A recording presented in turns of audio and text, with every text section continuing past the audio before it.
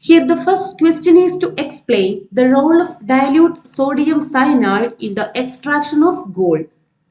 In the extraction of gold, sodium cyanide plays a critical role in the cyanidation process. In the first step, the sodium cyanide is used to dissolve gold from its ore, and the gold forms a soluble complex with cyanide ion, and the complex is known as sodium orocyanide, and the equation can be represented as per given. The gold cyanide solution is then treated to recover the gold by activated carbon adsorption, electron winning or precipitation process. In adsorption, the gold is adsorbed into activated carbon. If it is electrowinning, the gold is recovered from the solution by electrical deposition.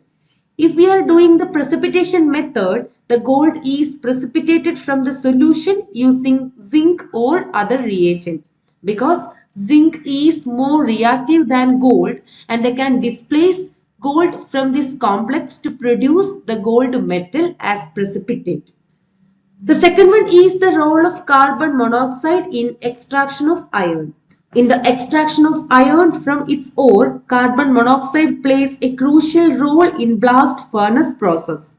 In the first step, the iron ore primarily in the form of iron oxide, that is Fe2O3, is reducing into iron metal using carbon monoxide as the reducing agent.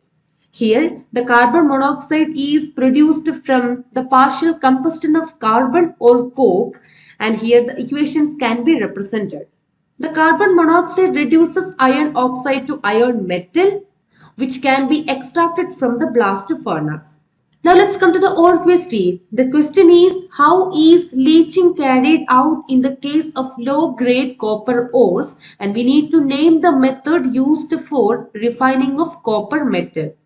For low-grade copper ores, leaching is commonly used to extract copper.